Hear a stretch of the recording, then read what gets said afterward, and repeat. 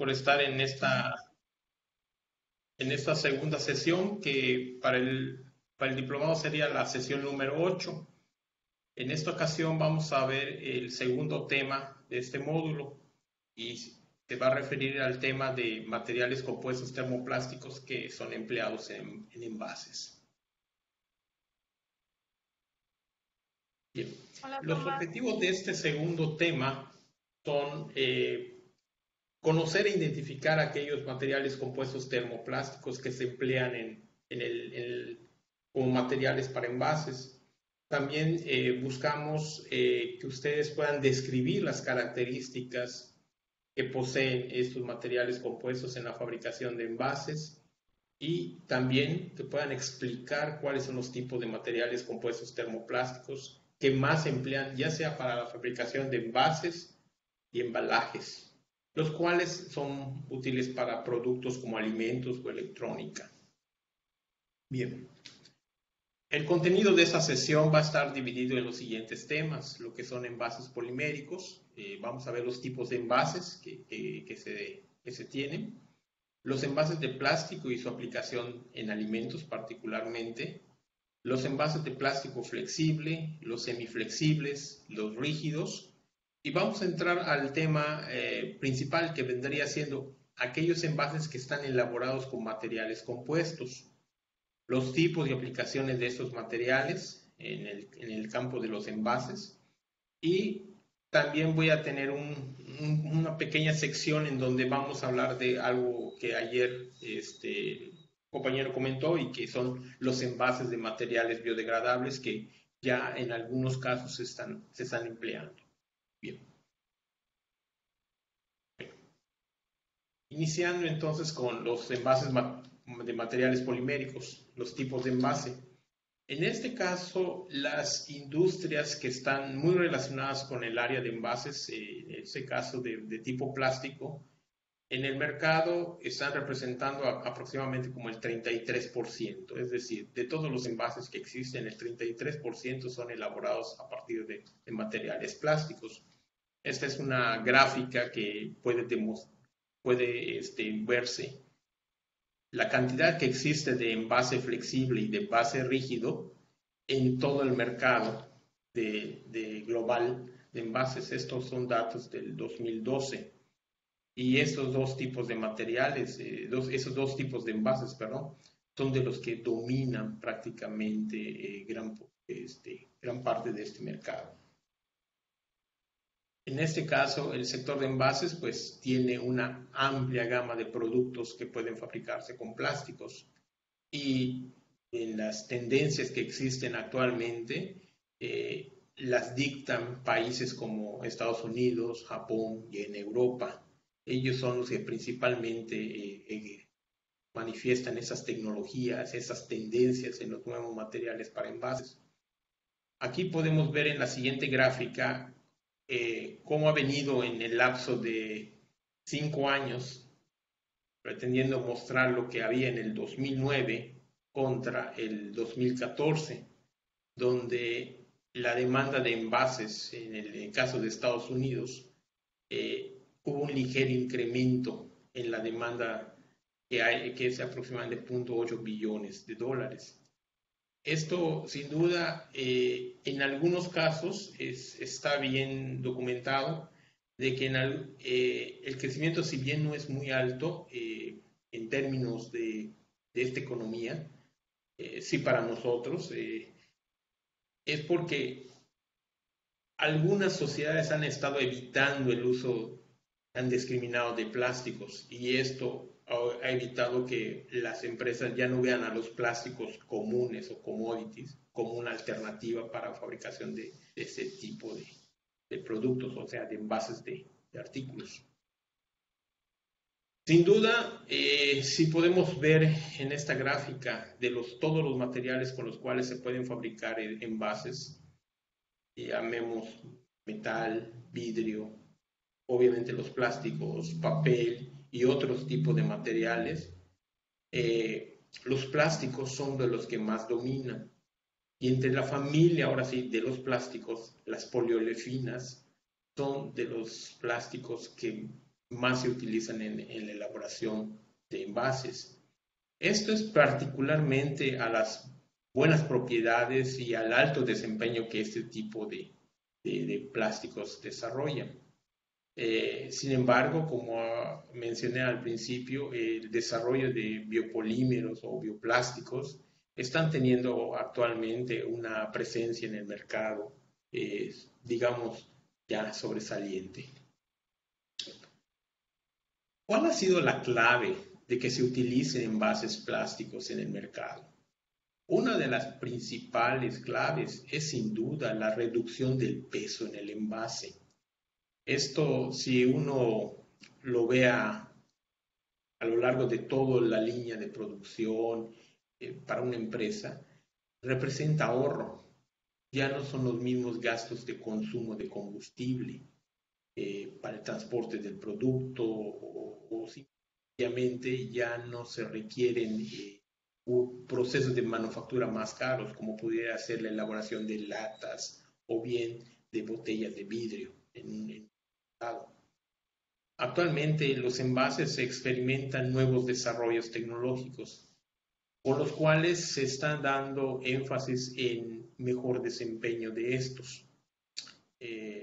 Hay que hacer notar que también los sistemas de envasado han estado desarrollándose, han tenido nuevas tecnologías y sin duda están integrando aspectos de funcionalidad, aspectos de relación estructura-propiedad en el mismo envase y muchos otros factores que sin duda vienen a contribuir aún más a que esta área sea muy desarrollada, o sea, muy incipiente, venga con cambios muy, pero muy rápidos. Aunado a todo lo anterior, hay que ver que en el caso de los envases está habiendo también otro cambio, es decir, el uso de aditivos muy especiales, a lo que se les denominan aditivos de tipo funcional. En ese caso, permiten que los envases puedan desempeñar nuevos papeles en el caso para el almacenaje de un producto. Es decir, que permitan que se pueda conservar un producto por más tiempo y den mejor calidad, sabor al alimento que pueda estar envasado en estos. Además, dado que son de tipo funcional, también tienen otra característica, que puedan mascarar olores desagradables y también puedan liberar algunas sustancias que puedan atraer al consumidor. Esto sin duda es el campo que estudian los envases activos, que también es otra área muy ampliamente estudiada aquí en esta área de envases. Con respecto a los envases de alimentos y su aplicación, en el caso de envases plásticos, habíamos visto en la sesión de ayer que los envases buscan preservar y proteger el producto. Eso también lo realizan si estamos envasando el producto en plástico. Y por lo tanto, cuando tenemos un alimento ya sea de origen animal o de origen vegetal, se tiene que tener una particular atención debido a que estos pueden ser potencialmente fuente de contaminación, ya sea por bacterias, esporas, hongos o cualquier otro microorganismo que pudiera estar en el alimento que no haya sido correctamente sanitizado o conservado de forma inocua. Todo esto es importante, ¿por qué? Porque si el alimento ya está contaminado y se pasa, pues obviamente allí se va a desarrollar. Por lo tanto, hay que tener mucho cuidado en el momento de hacer el tratamiento de inocuidad al alimento previo a su envasado. Y sin duda, en las imágenes podemos ver que cualquier tipo de alimento, llámese vegetal, llámese animal, algún marisco, cualquiera, puede ser envasado en un material plástico. Bien. Como habíamos mencionado en la gráfica, en la primera gráfica de la presentación, existen diferentes envases o tipos de envases plásticos. Los conocemos como envases de tipo flexible, envases de tipo semiflexible y envases de tipo rígido. Estos envases, cuando son empleados en alimentos, se pueden fabricar ya sea en películas monocapa, películas multicapa o también en láminas. Además de que pueden prepararse mezclas de compuestos, es decir, de diferentes aditivos dentro de una matriz polimérica, las cuales van a estar dentro de un proceso de fundición y dar origen a un nuevo material. Y para ello, normalmente se clasifican en estos tres grandes grupos, ¿no?, que ya he mencionado. ¿Cómo benefician los envases de este tipo a los alimentos? Pues bien, dadas las características que tienen los envases flexibles, permiten de alguna forma que el alimento pueda tomar la forma del envase. Por un decir, si puede ser una película que se puede deformar para almacenar algún embutido, eso es muy, muy obvio de ver en algunos supermercados, permiten mejor el acondicionamiento en el anaquel o en la nevera de este tipo de producto, como podemos ver en los jamones, es un ejemplo. En algunos casos, los semiflexibles, ¿sí?, pueden ser algunos envases de tipo punch, que a veces se los cataloga como semiflexibles o semifrígidos. Estos toman la forma del producto, pero dada la forma de la preforma, perdón, del tipo de envase. Ya no hablemos de los de tipo rígido, que esos pues tienen un diseño muy particular. Por ejemplo, los envases de cerveza, los envases de vinos, las latas, tienen alguna forma muy particular que pueda distinguir también al producto.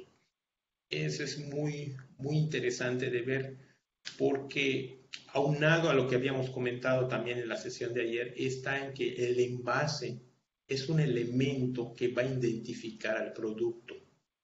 Entonces, dentro del diseño del tipo de envase, tiene que estar acompañada esta parte. Saber qué tipo de producto y que mi mercado o mi consumidor me logre identificar para que me reconozca como tal. ¿Okay? La pregunta que pudiéramos formularnos en este momento es saber cuál de estos envases está dominando al mercado. Y la siguiente diapositiva les puede dar una idea de cómo está esa situación. Son datos del mercado europeo presentados hace un par de años. En este caso estamos viendo el comportamiento que se está dando entre 2015 y lo que se espera para el 2020. Para el caso de envases de tipo flexible, para el caso de envases semiflexibles o semirrígidos es otro término, y para envases de tipo rígido. Como ustedes pueden observar, las barras de color azul corresponden a datos del 2015 y las barras de color verde es lo que se pronostica para el 2020.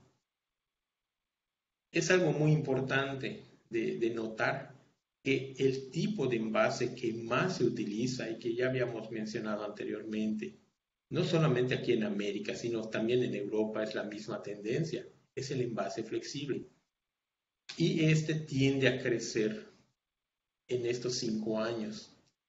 El envase rígido también tiene un crecimiento, pero no es de la misma proporción que el envase flexible. Y el envase rígido, pues permanece prácticamente en los mismos términos. ¿Eso que nos está indicando? De que a futuro los envases flexibles van a seguir desarrollándose y por lo tanto vamos a tener más mercado para ellos, ya que diferentes productos están cambiando muchas veces de un envase rígido o de un envase semirrígido a un envase flexible. Solamente me permito hacer una anécdota que se dio en una ocasión en un curso como el que ahorita estoy dándole a ustedes, que doy en el CIAT. Había personas que tradicionalmente envasaban mermelada. Y ustedes, si ustedes ven, van al supermercado, la mermelada se envasa en vidrio. Y una persona de ahí me preguntaba si podía envasarla en plástico.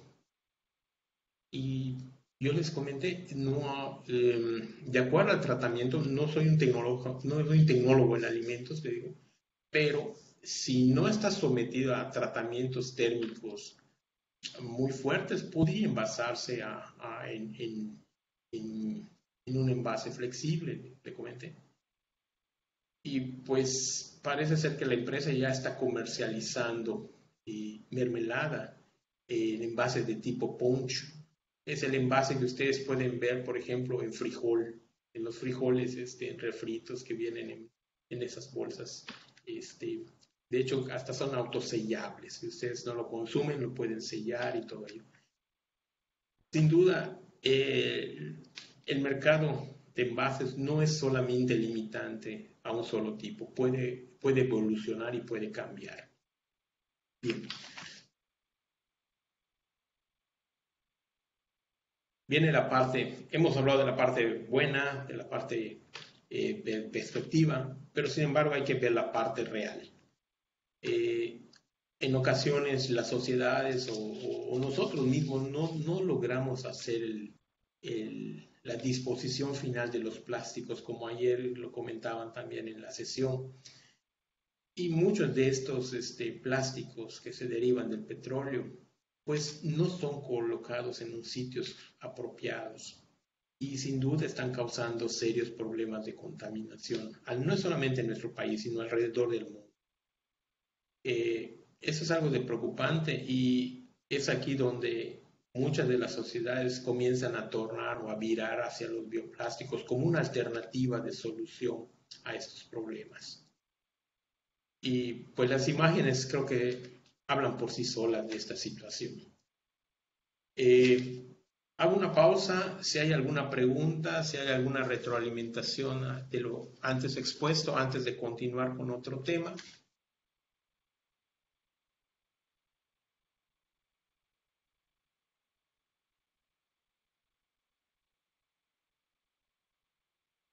Bien, si no hay comentarios, pasamos al siguiente tema. Entramos al tema de los envases con materiales compuestos. Bien, en el caso de los envases con materiales compuestos, estos tienen una particularidad. Estos pueden adoptar varias formas muy diferentes y que todas van a estar en lo que se vayan a emplear. Y por lo que estamos viendo en las estadísticas de manufactura de ese tipo de materiales, está yendo en aumento en los últimos. ¿A qué se debe ese tipo de tendencia creciente en los materiales? Bueno, se da por el beneficio de costo y también de eficiencia y el desempeño que tienen estos materiales dentro de todo el sistema de producción para un envasado.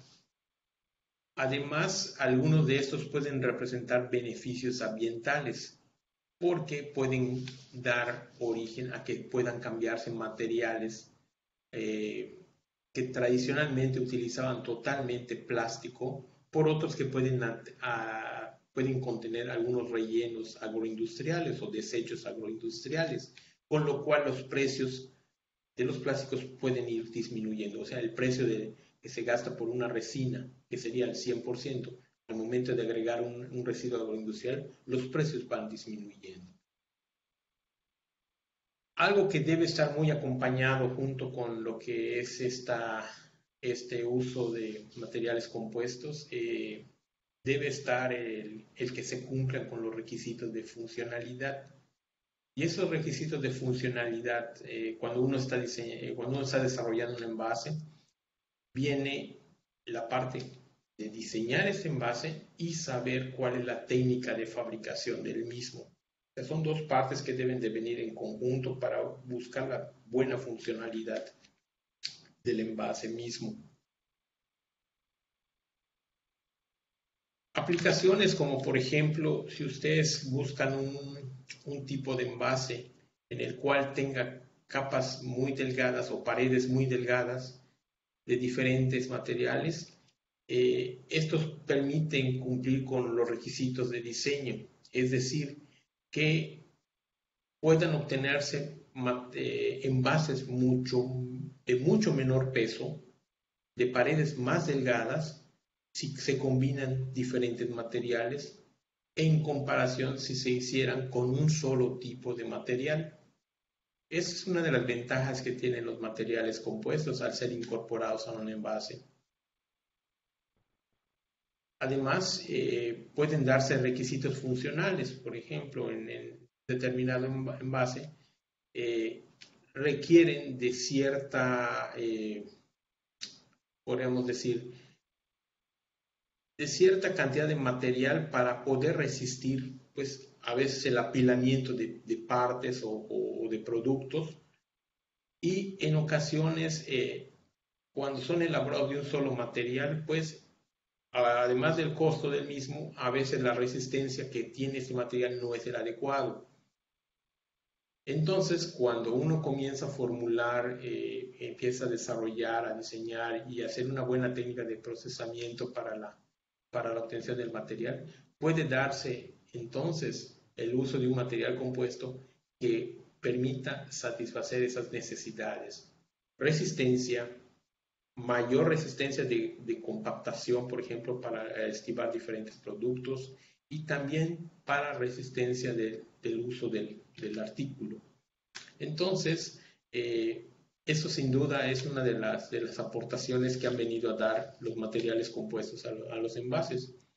Aplicaciones tan sencillas como un simple tarro para algún producto cosmético, como el que vemos en la imagen, se está dando actualmente. No hablemos de la otra aplicación que también vemos en la imagen de la derecha, como son la estructura microcelular que existe, por ejemplo, en una botella de ese tipo de crema, ahí está la marca, en la cual pues prácticamente se ha disminuido y le ha dado propiedades funcionales del mismo envase. Otras de las características funcionales que pueden proporcionar los materiales compuestos en los envases, como ya había mencionado anteriormente, esa relación de fuerza y peso, ¿sí? Es un aspecto muy, muy importante. Las propiedades barrera, ¿sí? Que permiten evitar que puedan pasar gases o que puedan penetrar también la humedad. El punto de ser un tipo de material autosellante, es decir, que el mismo material permita constituir o cerrar prácticamente, envolver al mismo producto para evitar que se pueda ver fugas, alguna salida del mismo producto. Esa es una característica que también se están teniendo en algunos tipos de envases. Contar con un diseño apropiado en el envase de los materiales compuestos permite también la combinación de otras características. A continuación, voy a presentar a ustedes algunas de las principales formas de envases en materiales compuestos, como lo vamos a ver en la siguiente tabla.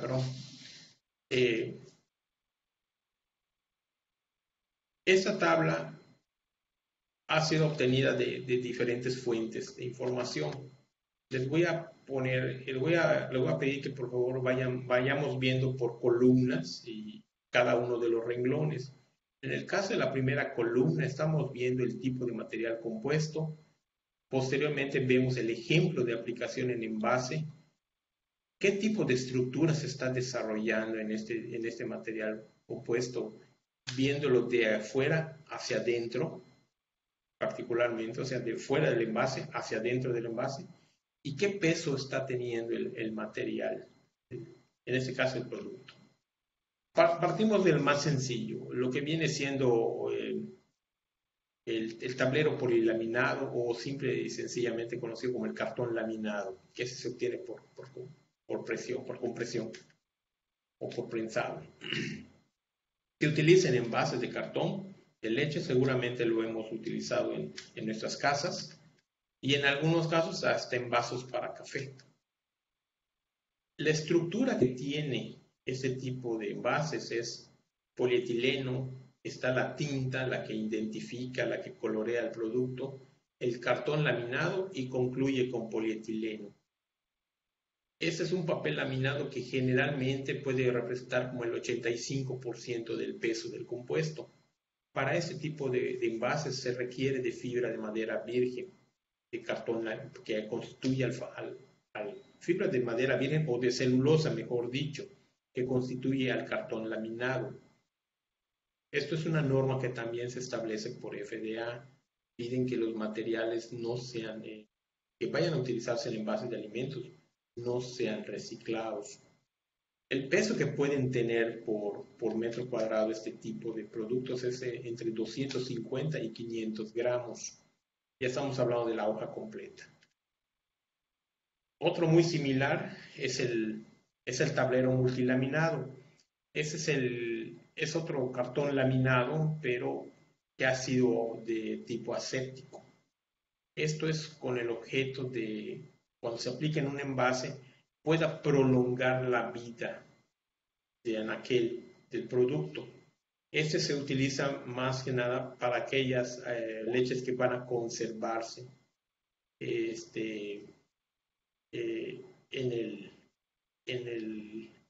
el producto, en ese caso de leche, para conservarlo mucho más tiempo. De hecho, lo podemos ver en los anaqueles y podemos ver aquellos envases que son utilizados para corto tiempo, que están en un refrigerador, y aquellos que están utilizados en el anaquel y que pueden preservarse por más tiempo. La estructura es muy similar, cambia ligeramente un poco en el caso de que contiene película de aluminio, en este caso, por eso le llamamos de tipo multilaminado. Y en el caso del cartón laminado, reduce su peso, ya no es del 85%, ese puede ser de aproximadamente el 75%. Y en el caso del aluminio, pues ya comienza a contribuir también en el peso del mismo. Sin embargo, el producto final tiene el mismo orden de peso, entre 250 y 500 gramos. Otra de las películas o de los materiales compuestos que se utilizan en envases es, por ejemplo, la película orientada de polietileno terftalato o el OPT, como se le conoce, que está compuesta de este polímero y de polietileno. Este tipo de envase se utiliza, por ejemplo, cuando ustedes gustan envolver algún queso o algún embutido, en donde ustedes pueden ver que generalmente tiende a pasar o a migrar la grasa que contiene. Entonces, por eso es que se utiliza este tipo de películas. La estructura que tienen este tipo de envase tiene una capa de OPT, tiene lo que es la tinta, o sea, la identificación del producto, si se llegara a imprimir en la superficie, y en la otra capa vendría el polietileno lineal, polietileno de baja densidad. El peso de este tipo de películas es muy bajo, estamos hablando de 70 gramos por metro cuadrado, bastante bajo, ¿sí? Esas son algunas, vamos a seguir viendo algunas otras. En el caso de películas de OPT con aluminio y con polietileno, esa es otra estructura de material compuesto. En este caso se están utilizando en alimentos, por ejemplo, para bebé, para café, algunas botanas, alimentos para mascotas, en fin, cualquier tipo de alimento que pudiera estar también en polvo, también puede estar fabricado de este tipo de materiales. ¿Okay? ¿Cómo es su estructura? Bien, se tiene la película de OPT, se tiene la tinta en un momento dado para reconocer al producto, para identificar el producto, se tiene la hoja de aluminio, la película de aluminio, y finaliza con otra película de polietileno. Dada esa estructura, el peso del producto puede aumentar hasta 100 gramos por metro cuadrado. ¿Sí? Y las aplicaciones pues, son las que ya hemos observado. También se pueden desarrollar materiales compuestos para envase utilizando películas de OPT metalizadas, que es también otra de las aplicaciones. Esta la van a ustedes a observar mucho cuando ustedes abren los envases de yogur, ya sea de los tarros de 1 kilo o los pequeñitos. Generalmente esa película selladora viene de esta forma. ¿Qué contiene? Pues contiene lo que es la tinta, generalmente, puede venir en la superficie, puede ser un grabado, viene lo que viene siendo a veces un papel distintivo, viene lo que es la parte metalizada, viene lo que es la película orientada de polietileno y generalmente puede venir alguna laca. ¿Por qué la laca? Si nosotros observamos, los yogures son alimentos de tipo ácido. Entonces una interacción con el metal pudiera estar causando corrosión del mismo y por lo tanto pudiera haber una contaminación. Entonces se utilizan lacas, películas de polímeros que eviten esa corrosión por el contenido ácido del alimento. Estas son de un peso muy bajo, estamos hablando de 70 gramos por metro cuadrado. Existe también otro tipo de material compuesto, como es el OPT. El OPT es el polipropileno orientado, es una película de polipropileno orientado. Y esta generalmente se utiliza sellándose por calor, o sea, se utiliza con este proceso. ¿En dónde estamos empleando más este tipo de envases? En algunas envolturas o películas para envolver productos que han sido horneados, ya sea en bandeja o en charola. ¿De qué constan ese tipo de materiales compuestos? Se constituyen por copolímeros de polietileno y polipropileno, película de polipropileno, película otra vez del copolímero de polietileno, polipropileno, y todas esas vienen haciendo la multicapa. ¿Sí? Y tienen pesos típicos aproximadamente de 25 gramos, son menos pesadas este tipo de envases. También tenemos el caso de películas de polipropileno orientado que también son metalizadas y eso es lo que vamos a ver más comúnmente, las consumimos, las vemos más en las botanas, ¿verdad? Cuando uno abre perdón por el gol, esas papitas fritas, esas sabritas, esos botanas Barcel y todo ello, cuando abrimos vemos que es polipropileno, o es polipropileno, película de polipropileno orientado, que está metalizada en su interior, ¿verdad? ¿De qué consta este tipo de envases? Bueno, pues es copolímero de polipropileno orientado, son películas, ¿sí? También tiene otra de polímero de polipropileno haciendo un tipo sándwich. Viene lo que es la tinta, posteriormente la metalización con el aluminio. Puede tener otra capa de polietileno y polipropileno en forma de copolímero. Otra vez es el polipropileno orientado. Y posteriormente concluye con el copolímero de polietileno y polipropileno. Las pesos que más o menos alcanzan ese tipo de envases, estamos hablando de 35 gramos por metro cuadrado. Son películas muy, pero muy delgadas, eso sí hay que hacer énfasis. La otra película que también tenemos en esta tabla es la película orientada de polipropileno con policloro de vinilideno, el PVDC. Esta es más utilizada para envolver galletas, ya sea en tipo tubo o rollo, y son de las que vemos que son transparentes en algunos casos cuando no tienen alguna marca registrada y vienen a veces 3 o 4 tubos de galletas dentro del mismo envase. Entonces, cada una de ellas están envasadas en este tipo de películas.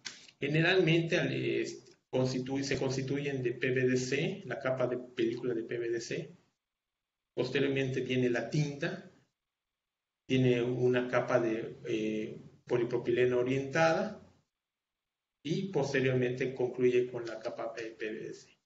Igualmente llegan a tener los mismos pesos que la anterior y como he mencionado, generalmente es como para aquellos productos que no requieren tanto el grabado, sino que vienen dentro de otro envase, dentro de un empaque, mejor dicho. Otro de los envases que tenemos es el de vasos y tazas con polipropileno.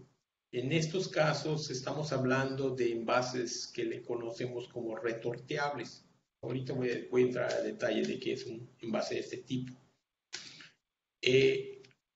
Son recipientes que ya con una forma, ya digamos que son rígidos en algunos casos, y están constituidos de polipropileno,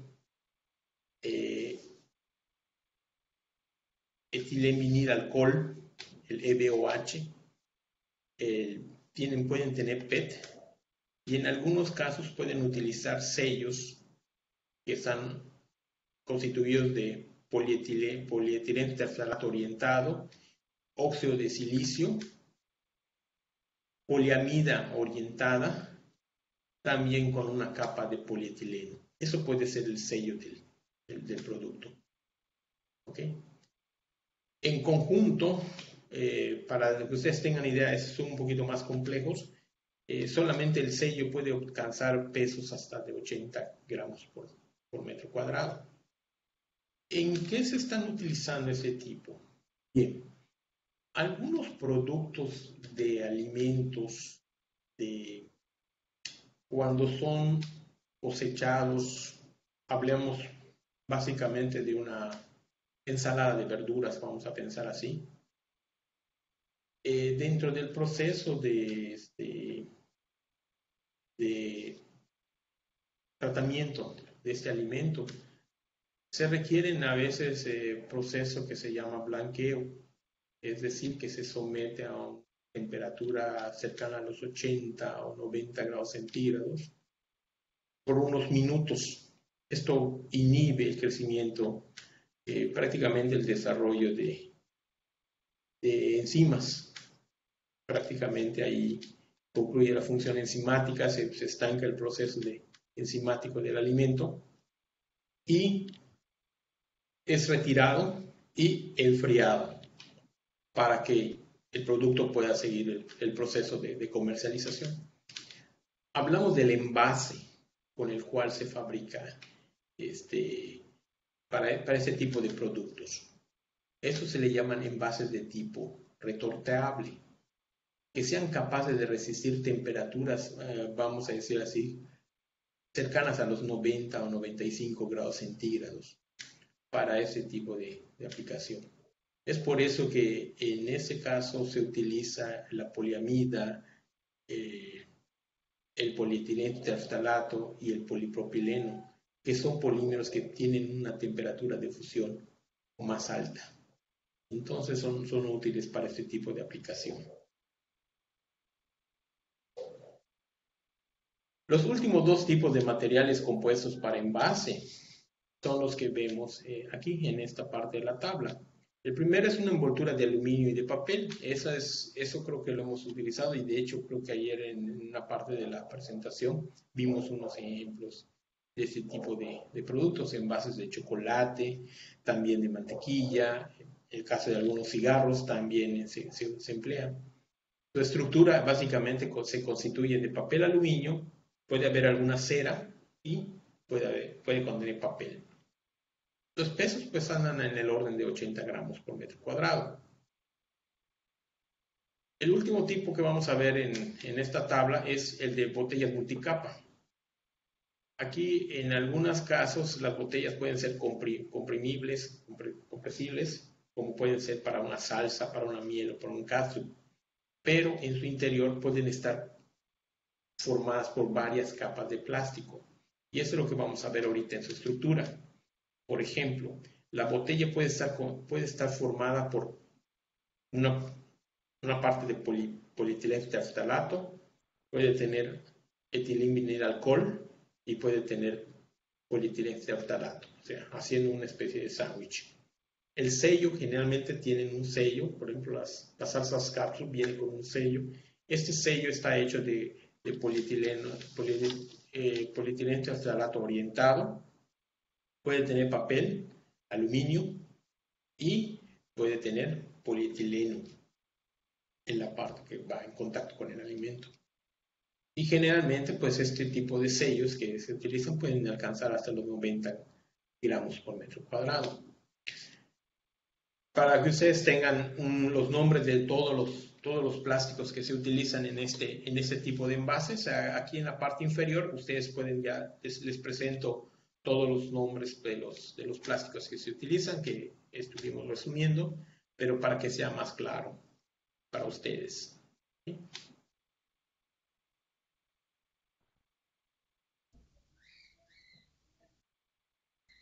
Vamos ahora a pasar a lo que vienen siendo los ejemplos. Vamos a verlo ahora de manera práctica. Es lo que creo que un poquito de la explicación vamos a acompañarla con lo que viene siendo las imágenes. Bueno, la primera que hemos visto es el famoso cartón laminado. ¿Ok?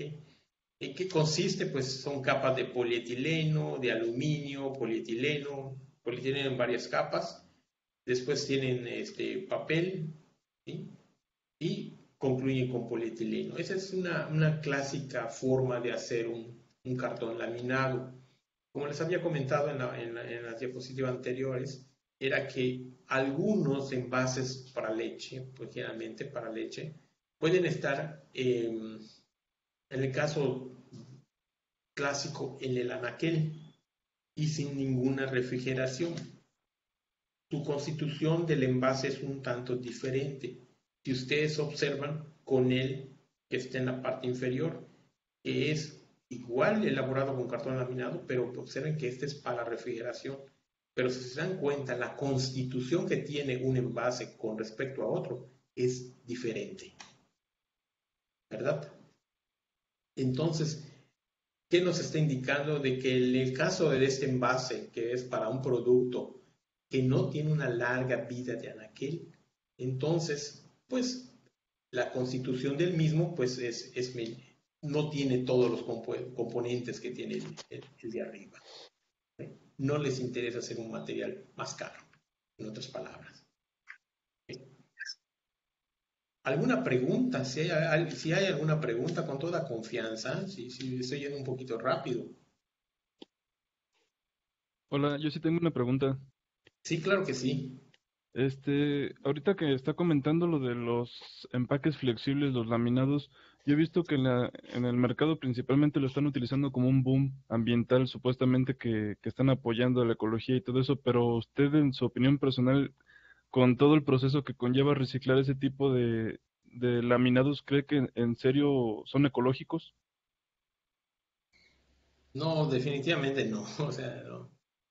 Es cierto, se está utilizando mucho el boom de que tienen cartón, tienen esto, tienen fibras de celulosa, pero sí, bueno, aquí lo podemos ver claramente, ¿no?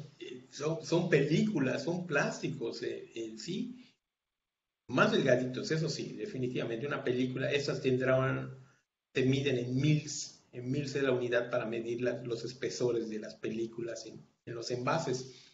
Este, un mil es la milésima parte de una pulgada, o sea, de esa manera se miden. Pero sigue habiendo la presencia de plástico, definitivamente. No solamente es un atrayente publicitario, como bien dices. Sí, gracias. ¿Alguna otra pregunta?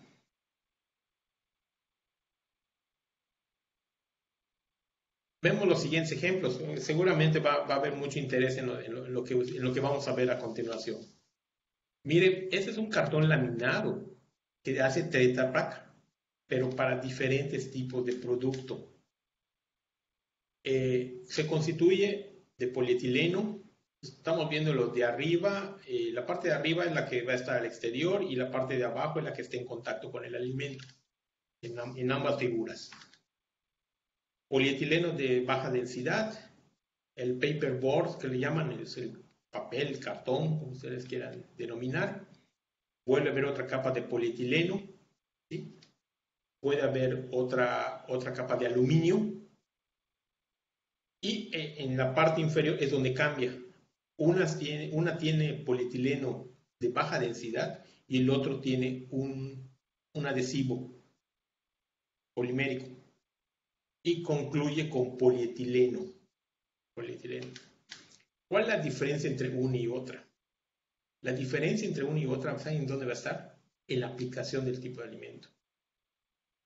Uno puede estar hecho para aquellos alimentos que puedan ser para jugos, líquidos, algún tipo de jugo, vamos a llamarlo así, a grosso modo.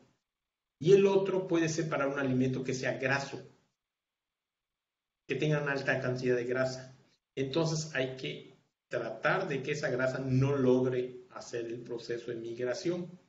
Este proceso lo vamos a ver con mucho detalle en la sesión del viernes, que ese es el digamos así, es el principal problema que se tienen en los envases, la migración. Entonces, Tetra Pak desarrolla dos tipos de envases, casi con los mismos elementos, pero para aplicaciones diferentes, porque es un problema este que yo les menciono. ¿Qué tipo de migración puede haber o qué tipo de alimento tiene uno y qué es lo que puede traer en consecuencia? El cartón multilaminado es sumamente empleado, se utiliza prácticamente en todo, y cada una de estas partes, eso sí es lo que quiero hacer énfasis en esta imagen, cada una de las partes que constituyen este tipo de recipientes tiene una función específica, ¿sí? Por ejemplo, barreras contra la luz, barreras contra el oxígeno, actividad de adhesivo, acción sellante entre capas, prevenir la humedad, estabilidad o mantenerlo de cierta forma rígido, todo lo que viene siendo el envase. O sea, tiene una función particular los componentes que constituyen este tipo de envases. Pueden haber películas multilaminadas, como ya hemos visto, con polietileno, EVOH, PET, tipo sándwich, capas. Pueden ser de polietileno de baja densidad, aluminio, terminando con polietileno terftalato para otro tipo de aplicaciones. La parte inferior estoy mostrando uno donde tenemos papel, tenemos parafina o polietileno, puede ser diferente, papel aluminio, la impresión que uno busca en el producto y tal vez concluir con una laca.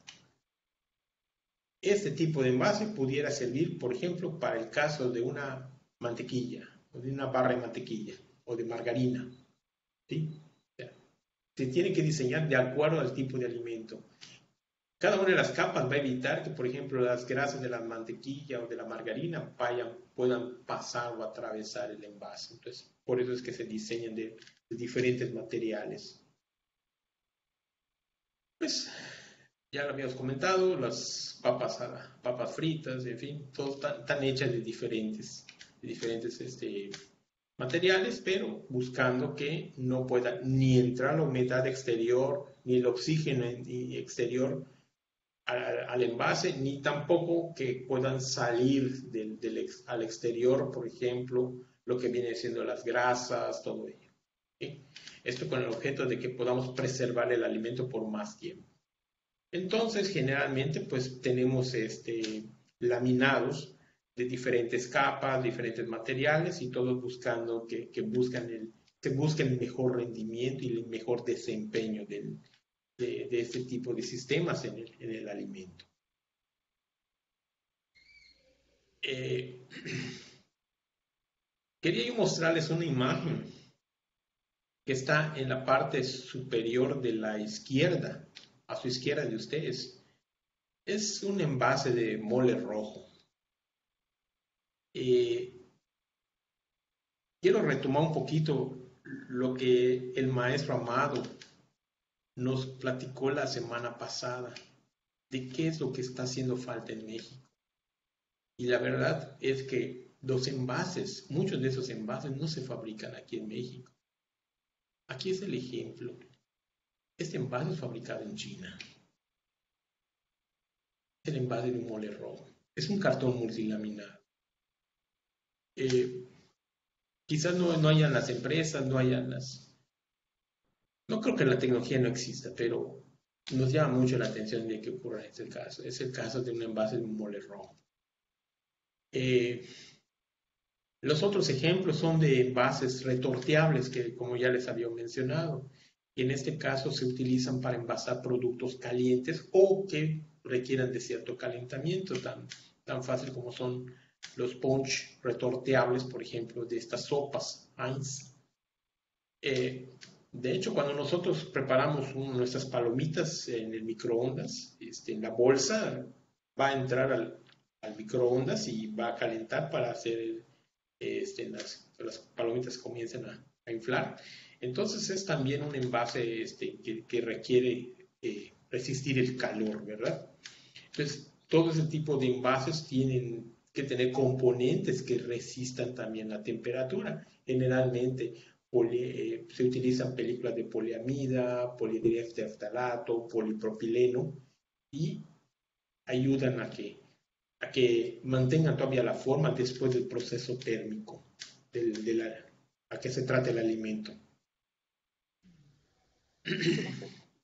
Un poquito yéndonos al caso de envases multicapa, llamemos de botella, muchas veces pueden incorporar nanopartículas o partículas de óxido de silicio y que ayudan precisamente a esas propiedades de barrera. Entonces, aquí está un ejemplo de eso, de cómo está la capa del envase. Y estamos hablando de capas de 10 a 20 nanómetros de espesor de cada una de ellas. Entonces, las propiedades de barrera son muy, muy, muy particulares y muy buenas, de veras. Papeles multilaminados, como ya vimos que en los chocolates, ya los pueden reconocer claramente, pues se pueden utilizar para envasar chocolates y diferentes productos, ¿verdad? Un poquito dándonos una aproximación en la imagen inferior de la derecha, de lo que vamos a ver el próximo viernes. Ahí vamos a ver un poquito de los procesos de difusión, es decir, lo que viene pasando cuando un compuesto puede migrar del alimento hacia el envase o bien del envase hacia el alimento. Ese es el proceso de migración. Entonces, para evitar este tipo de problemas, se diseñan envases que tengan ciertas capas que eviten ese tipo de problemas, este tipo de fenómeno. Entonces, yo sé que a algunos no les va a gustar mucho, pero quizás no estemos lejos de que dejemos de estar consumiendo cervezas en envases de cristal. Muy pronto posiblemente ya estaremos bebiendo cervezas en envases de plástico. Se están diseñando, tienen muy buen desempeño, sobre todo en Europa. Y eso también es lógico porque el peso del vidrio es alto y eso consume. Entonces, ahí está otra alternativa. Y eso es un ejemplo que se ve ya en puerta. Multicapas tiene un mercado muy potencial en envases de alimentos, definitivamente, desde envases para embutidos, carnes, pasando por quesos, frutas, vegetales, en fin. Es un mercado muy amplio.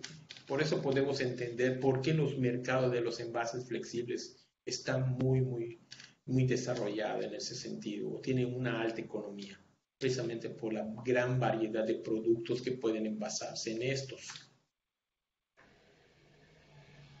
De todos los ejemplos anteriores, Los envases con materiales compuestos que tienen como matriz un plástico están hechos en su totalidad de hidrocarburos, como es lógico, ¿verdad? Vienen de petróleo. Esas materias primas, pues generalmente son subproductos. Por ejemplo, en el caso del gas natural, que viene con una mezcla de gases, como son el etano, el propano, esos gases de etano y de propano van a dar origen al polietileno y al polipropileno. Y dada la gran,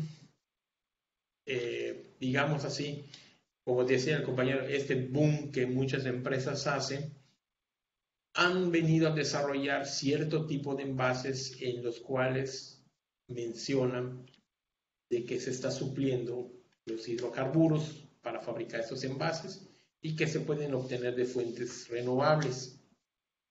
Y es correcto. ¿Por qué? Porque se están desarrollando los polímeros con los cuales se fabrican estos envases a partir de fuentes renovables, particularmente, por ejemplo, de los azúcares vegetales. Y esto es lo que han desarrollado en este caso, por ejemplo, la Coca-Cola, con el famoso Plan Bottle, donde dice que el 30% proviene de planta y es un envase 100% reciclable. Sin duda, esto ha hecho que mucha gente diga, qué interesante, viene de plantas, ya es verde, ya es ecológico. Hay que ser realistas. En nuestro campo, en la parte de investigación, sí nos llama la atención, muy bien el desarrollo, pero hay que ver ciertos aspectos. Por ejemplo, ¿cuál es el consumo de energía y de agua y de otros recursos que se emplean para este tipo de material de envase? ¿Y cómo es el LCA? El Life Cycle Assessment. O sea, la vida, el ciclo de vida de este tipo de materiales. O sea, desde dónde viene, cómo se produce y dónde va a disponerse. Hacerse esas preguntas cuando vemos este tipo de materiales es materia que nosotros como investigadores tenemos que considerar, porque muchas veces, como decimos aquí, no solamente aquí en México, sino en otros lugares, puede ser que nos vaya a salir más caro este remedio que el mismo. Entonces, pongo esta idea y para que ustedes también la puedan reflexionar y analizar. Ahora bien, en el caso de envases, ahora sí vamos a entrar a materia de envases biodegradables. El mercado de este tipo de material ha venido creciendo en los últimos años, ya lo hemos comentado. Y esto es porque los mismos consumidores, las regulaciones que están haciendo los gobiernos en sus diferentes dependencias, ha venido de manera reiterada, ¿sí?, a que los envases de los alimentos vayan siendo sustituidos por envases de tipo biodegradable.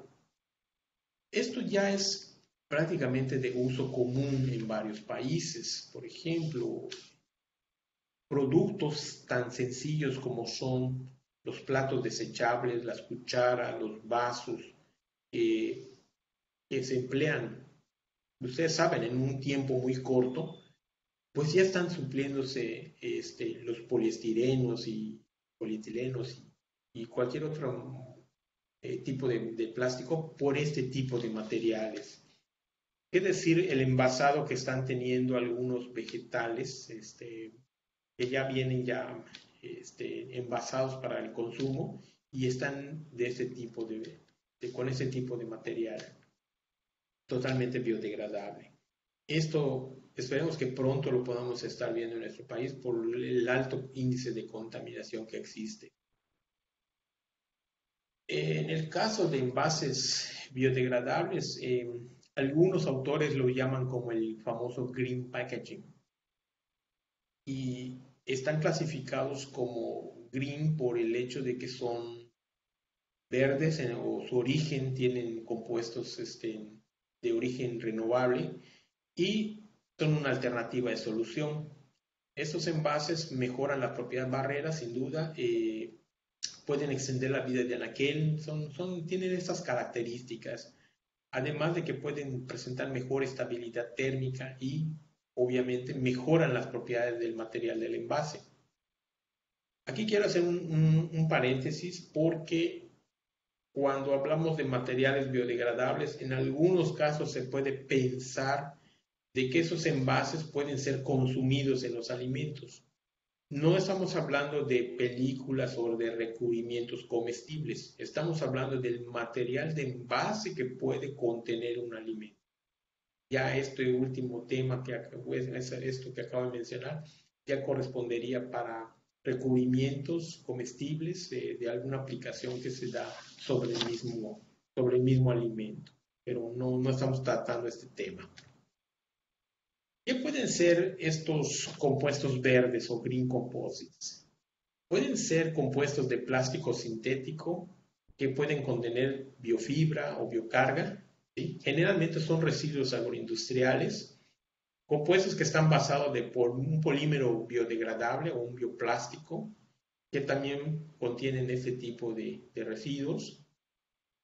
También pueden ser compuestos de hule natural con residuos agroindustriales. En algunos casos pueden ser compuestos de tipo híbrido, pueden tener una carga mineral, ¿sí? Alguna arcilla generalmente, junto con residuo agroindustrial, y los famosos compuestos textiles. En algunos casos estamos hablando de malla, de fibras naturales tejidas que puedan estar incorporadas en el mismo envase.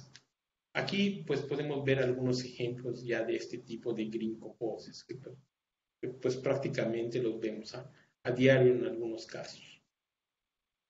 En el caso de compuestos de tipo plástico sintético fibra, les comparto una imagen que Jörg Mussing publicó en el 2010 y donde el profesor Mussing pues prácticamente nos da una cronología de cómo han venido el uso de fibras naturales en el uso para reforzar matrices termoplásticas, y eso con el objeto de desarrollo de materiales compuestos, donde muchos de estos pueden ser utilizados como material de envase. Les comparto la cita y si gustan, pues les puedo compartir también este capítulo de ese trabajo del profesor Mussing. Si queremos tener una idea de cuántas son las fibras naturales que existen, recientemente publicamos un trabajo en este journal en donde vemos la gran variedad de fibras naturales que existen, desde tipo animal, tipo vegetal y tipo mineral, ¿sí? Dejando esas últimas aparte, pero podemos ver cómo tanto del reino animal como del reino vegetal pueden existir una inmensa variedad de tipos de fibras que pueden estar en diferentes partes, desde lo que vienen siendo semillas, hojas, tallo, rastrojo o pastos diferentes. Y se pueden generar todo ese tipo de fibras. El maestro Amado nos había dado una tabla muy similar en donde podemos ver las resistencias que tienen, pueden ser comparadas las fibras naturales con las fibras sintéticas, como la fibra de vidrio de tipo E y la fibra de vidrio de tipo S, también la aramida y la fibra de carbón.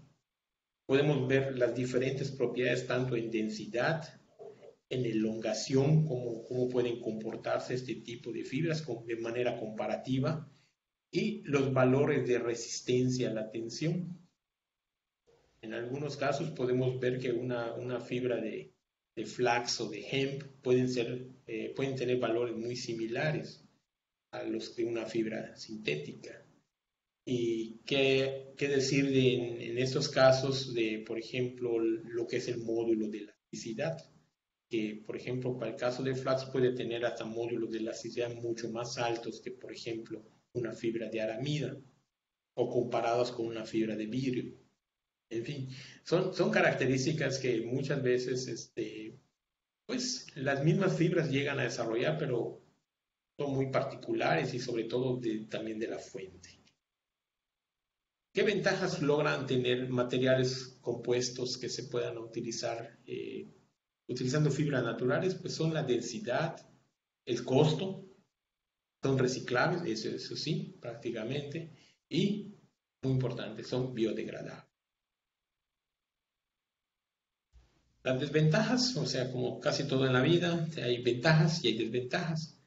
La humedad que estas tienen y la pobre impregnación que puede haber entre la fibra y la matriz en su interfase ocasiona que las fibras naturales puedan desarrollar una pobre adhesión y por lo tanto, si no se tienen los tratamientos superficiales adecuados, pues vamos a tener un deterioro en propiedades mecánicas. Es por ello que en algunos trabajos que hemos realizado, los tratamientos superficiales van encaminados a ello, a mejorar esa interfase tanto de fibra y de matriz para mejorar propiedades mecánicas. Tratamientos superficiales a las fibras, por ejemplo, para desarrollar un compuesto que hicimos hace algunos años con etilil vinil alcohol para película flexible, un material flexible, pues podemos ver los cambios que se dan, por ejemplo, cuando se da el tratamiento alcalino, que es en la imagen de B, cuando damos el tratamiento con peróxido de dicumilo, también en la imagen C, o bien cuando damos un tratamiento con silano. Quiero hacer mención de que en el caso de aquellos que vayan a ser utilizados para envase de alimentos, pues obviamente un tratamiento alcalino es más que suficiente, ya que los tratamientos con peróxido de dicumilo y con silano no son recomendables para aquellas aplicaciones donde vaya a estar en contacto con un alimento. Estas fibras de las imágenes que les muestro en esta diapositiva corresponden a fibras cortas de sisal de níquel. Pues las aplicaciones son diversas, muy amplias, muy vastas, pueden ser contenedores, pueden ser para diferentes artículos, pasando un poquito más allá de lo que viene siendo la aplicación de envases, pues para la parte de automotriz, como ya lo mencionó Amado en su presentación, pues son ampliamente ya de uso comercial. Sin embargo, no quitamos la idea de que puedan ser utilizadas para contener, como ser un envase o un embalaje, y qué decir, para un alimento, ¿verdad? Y se pueden utilizar muy apropiadamente este tipo de materiales. Pues bien, con esto voy a concluir esta sesión. Si hay alguna pregunta, algún comentario de lo que hemos abordado el día de hoy, estoy a sus órdenes. Y muchas gracias.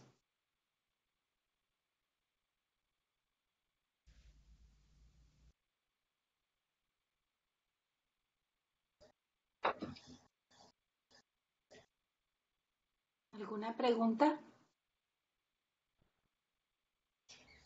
Hola, hola.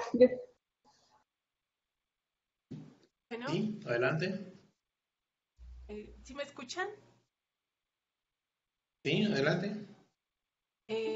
Buenos días, Tomás. Soy Miriam Sánchez de Toluca. Hola, Miriam. Y yo quería preguntarte, ¿por qué piensas que están dando tanta prioridad a los empaques plásticos y a los compuestos? Si son en realidad tan contaminantes, tan difíciles de reciclar. Además de que cuando se reciclan los materiales plásticos, pues van perdiendo sus propiedades, ¿no? Entonces, no sé si me quisieras dar tu opinión, ¿por qué se le están dando tanta preferencia si se sabe que realmente no son sustentables, ¿no? Gracias. Bien. Eh, Quisiera yo abordar tu pregunta desde dos perspectivas. La primera perspectiva es la de los grandes negocios, las grandes empresas. Eh, Ellas, lógicamente, sus materiales de envase fabricados con materiales plásticos, digamos, de tipo commodity, son más baratos, son más económicos, les representan mayores ganancias. En comparación que si ellos desarrollaran un envase con un material biodegradable, cuyos costos son lógicamente más altos. Esto es desde la perspectiva del fabricante. Ahora bien, vamos a pasar desde la perspectiva del De mis consumidor nietos, cabrón. y de nuestra economía. Nuestra economía no es, digamos, generalmente muy alta. No tenemos una economía muy próspera. Entonces, la gente que puede pagar un envase más caro, que puede ser biodegradable, pues es un pequeño núcleo de la población en comparación con lo que ocurre en otros países donde su poder adquisitivo es mayor y pues prácticamente pues comprar entre un material biodegradable y uno no biodegradable, por su misma conciencia y por su capacidad económica, pues la pueden pagar. Entonces, viéndolo desde esas dos perspectivas, yo diría que son esas esas dos situaciones. La económica de los mismos empresarios, de los mismos productores de los alimentos, por decirlo así, y la del mismo consumidor, nuestra economía, la del pueblo en general, del público en general. Ok, pero supongamos el vidrio, que es un material que es muy noble y que puede reprocesarse una y otra vez y que pues pierde prácticamente muy pocas propiedades, pues ya no se usa, ¿no? Y ese sería como que un material más sustentable que los envases plásticos. Pero creo que eso ya quedó en la historia porque, como tú decías, hacia el uso masivo y a gran escala, ¿no? Que va a sustituir la mayoría de los envases que no sean de plástico. Entonces, bueno, pues como dices, ya nos tocará pagar el precio. Nosotros y a nuestros hijos, desafortunadamente. Lamentablemente. Ujú. Lamentablemente sí, sí. ¿Y tú crees que se podría hacer algo para evitar esto? Vendría un poquito del cambio en el sistema de los gobiernos, básicamente, y que nuestra economía nos permita poder pagar esos envases, básicamente. Y es también parte de la actividad del gobierno que también tiene que poner legislaciones más estrictas, en el decir, bueno, pues si tú estás contaminando, vas entonces a tener que resolver ese problema de contaminación. Podemos verlo en las botellas están en todas partes. Y yo no he sabido que Coca-Cola, que PepsiCo o cualquier otra empresa sea tasada con un impuesto especial por el uso de sus botellas. Esto es un problema que se está dando no, en todo el país. Lo tenemos aquí en Mérida, lo tenemos en Hermosillo, lo tenemos en Toluca, lo tenemos en cualquier parte donde te muevas. Vamos a tener eso. Pero ningún gobierno o gobierno estatal o gobierno federal, municipal menos, ha levantado la mano y dicho alguna parte o propuesto alguna solución al respecto. Y bueno, pues es lamentable. Y bueno, si podemos hacer algo desde donde estemos, hay que hacerlo, ¿no? Exacto. Muchas gracias, doctor Tomás. Mucho gusto, mira, muy amable.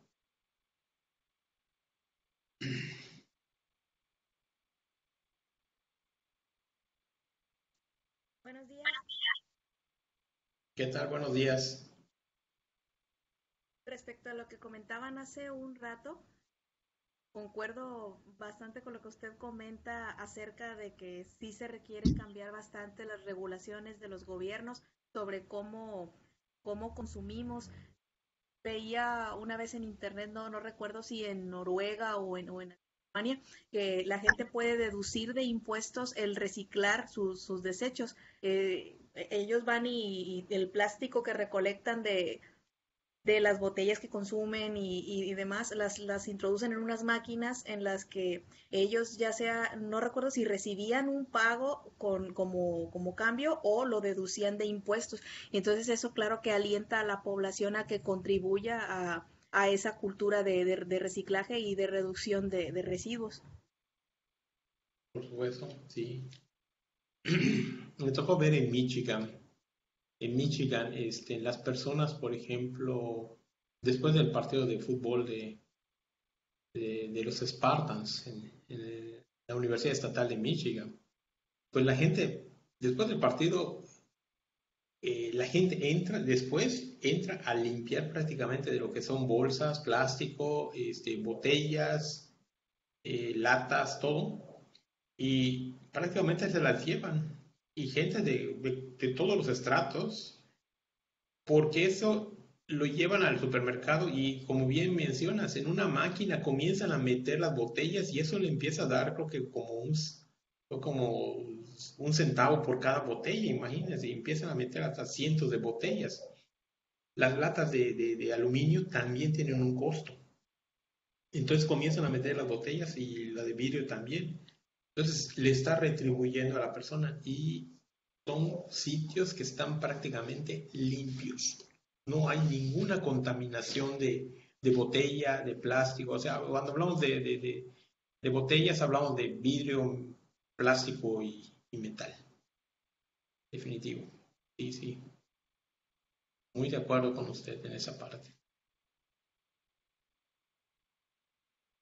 Buenos días. Buenos días. Tenemos unos compañeros que no sirve su micrófono y pusieron aquí unas preguntas. Se las voy a decir por ellos. Claro que sí, con mucho gusto. Juventino pregunta ¿qué tipos de pigmentos se utilizan en el empaque, por ejemplo? ¿Qué tipo de pigmentos se utilizan en envases, en empaques? En empaques de las sabritas. Ok, ok.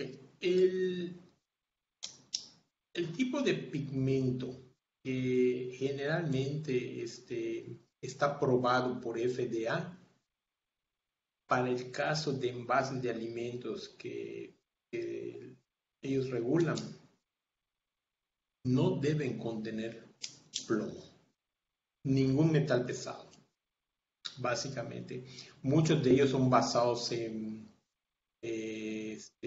tinturas vegetales, en extractos, básicamente, pero la regla que pone FDA para el caso de alimentos es que no contengan plomo.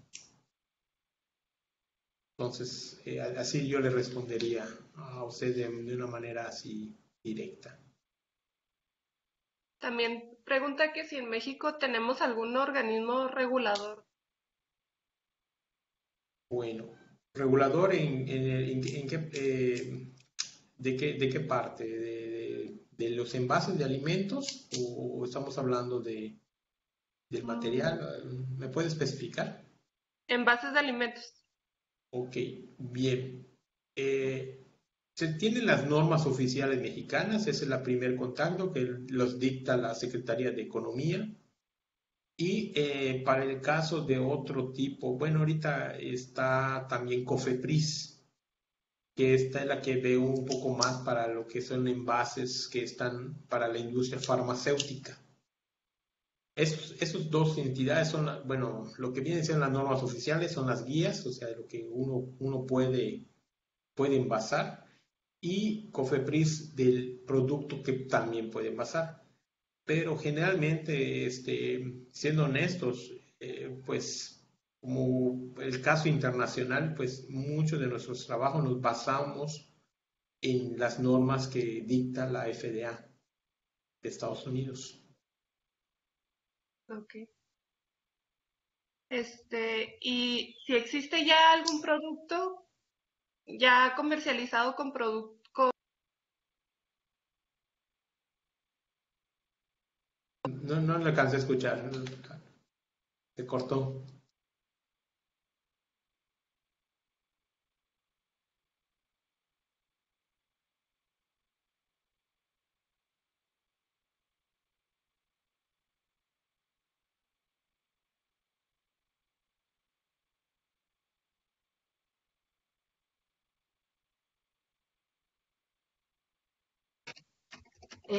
Parece que perdimos el sonido.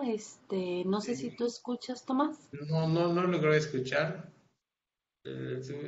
¿Algún producto que comercialice? Bueno, creo que lo escribió aquí en el chat, lo voy a comentar.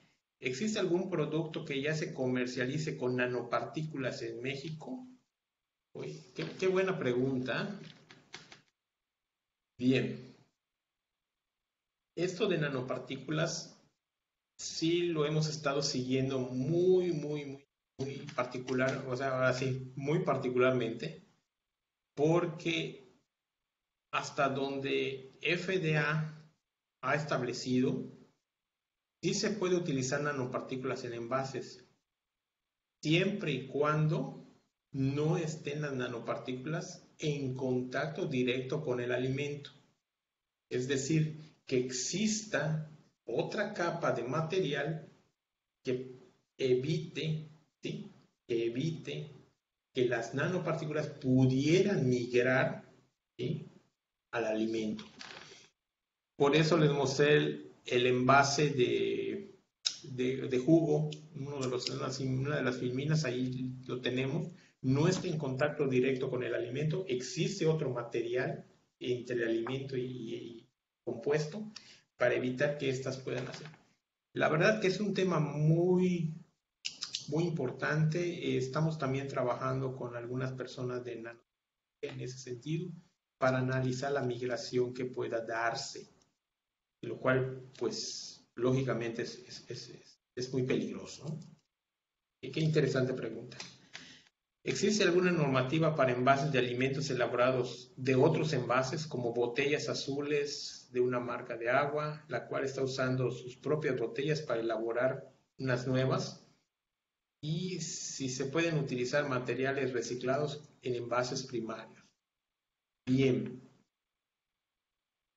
Si vuelvo a utilizar los términos de FDA. FDA ha marcado que sí es posible utilizar plástico reciclado en envases de alimentos, siempre y cuando estos sean de primer reciclado, es decir, que puedan ser partes, materiales que no hayan contenido el alimento, sino sí que sean un desperdicio de la propia planta fabricante. Entonces pueden reciclar el plástico que, pues, salió mal, la botella salió mal, se puede reciclar y todo, pero que no contiene el alimento. Cuando una vez el alimento ya está elaborado y todo, entonces comienzan a poner ciertos límites. Eso es importante. Ya está establecido por las directivas de FDA. Y creo que están llegando ahorita, me parece que al 30% de reciclado virgen para un envase, y creo que para el 10% para aquellos que son producto reciclado sin consumo. Es decir, haga usted de cuenta que fabricó una botella de agua, llegó el tiempo de caducidad, usted no se consume ese producto, se desecha el contenido y se puede reciclar esa botella, pero dentro del sistema no puede ser más allá del 10%. Y se tienen restricciones por el caso de aquellos que tengan alimentos contaminantes. Eso también es otro detalle. De que se está comentando sobre el reciclaje en el municipio de Orizaba, Veracruz. Tienen camiones de reciclaje, donde vas a dejar un material de reciclaje ya separado, les das y te dan vales, los cuales los ocupas y puedes hacer pago de predial. Muy bien, qué buena. Felicidades por los compañeros, los amigos de Orizaba, excelente. Excelente. Cintia Graciela, respecto a los trabajos que ha realizado con fibras, ¿qué dimensiones deben tener para considerarse fibra corta? ¿Y cuáles son las dimensiones para los materiales? Para que un material se considere fibra, porque cuando se considera fibra corta o fibra larga. Ok, bien. Cuando hablamos de fibras cortas, estamos hablando de, bueno, los diámetros que son aproximadamente como de 30 micras, de 30 a 50 micras en algunos casos de las fibras naturales. Y la proporción de la longitud de la fibra puede alcanzar fácilmente el milímetro o los 3 o hasta los 5 milímetros. Esa proporción en la que mantenemos, nosotros decimos que son fibras cortas. Generalmente hay la razón de aspecto de las fibras cuando uno realiza materiales compuestos, se le llama la L/D, la relación L/D. Y esa relación L/D es la longitud entre el diámetro de la fibra. Y generalmente se considera que puede ser el diámetro de una fibra natural, que como le menciono está en el orden de los 50 micras, por decir, y la longitud pues puede ir alrededor del milímetro o los 5 milímetros. Ya con eso usted ya puede considerar que está en el rango de fibra corta. Es lo que generalmente se reporta también en los artículos científicos. Ya fibras largas, pues obviamente ya son longitudes mucho mayores. Hablamos ya de quizás de los 10 centímetros. Claudia de León. Saludos, Claudia, ¿qué tal? Sería una muy buena idea, una buena medida, perdón, para implementar en todo el país. Sí, definitivamente esto que nos acaban de comentar de Orizaba, muy bien. El video en YouTube está, bueno, Perla ya comentó lo del video, que ayer lo subió. En el aspecto, Juventino pregunta algo de aspecto de envases de alimentos. No sé a qué se refiera. El aspecto de envases de alimentos, por favor.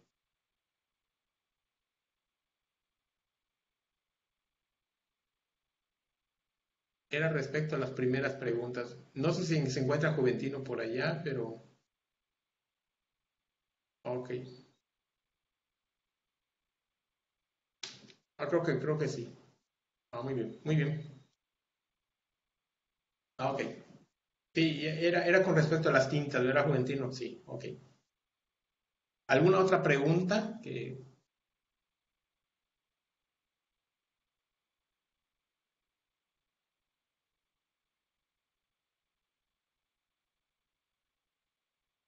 Ok. Cintia dice, si se hacen pruebas de vida de anaquel, ¿estas tienen que ser directamente sobre el fruto o podría usarse como un envase secundario? Es decir, colocar la fruta en un vaso o solo estar la película como tapa. Muy bien. Bien. En las pruebas de vida de anaquel, es importante saber, bueno, antes de que nada, cuando uno hace prueba de vida en aquel, busca, digamos, conocer, hasta cierto punto modelar, cuál es el comportamiento del producto cuando estuviera precisamente en el sitio de comercialización, llamémosle supermercado, llamémosle refrigerador, anaquel de donde se va a expender el producto. Y usted lo que busca es saber cuál es el comportamiento que tiene su producto, cuándo se comienza a deteriorar, cuándo comienzan a haber cambios evidentes en el aspecto de la fruta o de la verdura. Y entonces, bajo esas mismas condiciones en que estaría vendiéndose, usted las va siguiendo, pero vamos a llamarlo así, desde el laboratorio. Pudiera ser en un cuarto frío, a cierta temperatura, a cierta humedad, o bien en una nevera con las mismas características, pero que usted busque exactamente reproducir las condiciones de comercio, pero ya en laboratorio. Y usted le mide propiedades a la fruta. puede medirle textura, puede medirle los cambios de color, puede medirle la pérdida de peso. Si es un poquito más, más elaborada, pudiera ver hasta cómo cambia la tasa de respiración del vegetal o de la fruta con respecto a esas condiciones de almacenamiento. Entonces, eso es lo que se hace. Si su producto va a estar dentro, en un envase, llamémosle bolsa, llamémosle clamshell, o sea, recipiente rígido, pues entonces tendría que llevar su vida de anaquel bajo esas mismas condiciones y en ese tipo de envase.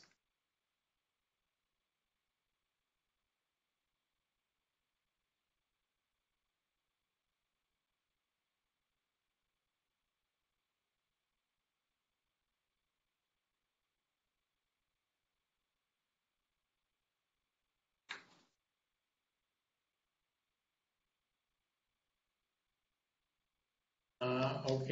Tai comenta de que la opinión acerca de las envolturas comestibles, envolturas de harina de arroz que se usan en algunos dulces. Sí, definitivamente es una forma de recubrir, de preservar en ese caso este alimento, los dulces. Pues tenemos un ejemplo clásico aquí en México, las famosas obleas. Las obleas que vienen con recubiertas, eso está funcionando como un recubrimiento comestible, una película comestible, y funciona como tal. Lo que está viendo ahorita en el caso de recubrimientos comestibles y películas comestibles es el hecho de que estén proporcionando ahora sí vitaminas, minerales para el consumidor. O sea, que no solamente lleven a preservar el alimento, sino que además puedan proporcionar este tipo de nutrientes cuando lo consumamos. Esa es la nueva revolución que hay.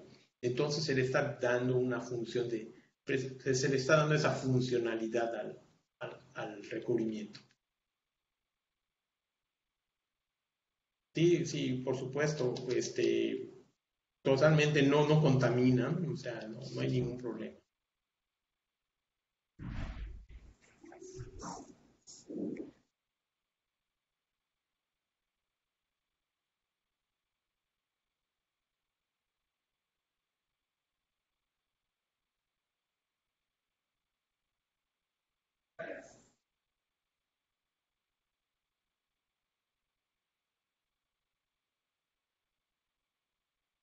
¿Alguna otra pregunta o comentario?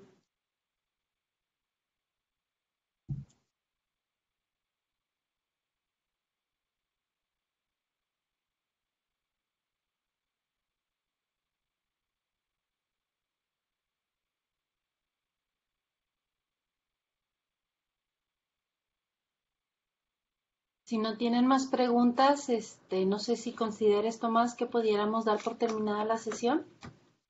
Claro, estoy viendo el chat y ya con eso cerramos. ¿Eso? Ok, perfecto. Y pues nada más hacer el comentario que para mañana, pues mañana tendremos una sesión, la primera parte de la sesión va a ser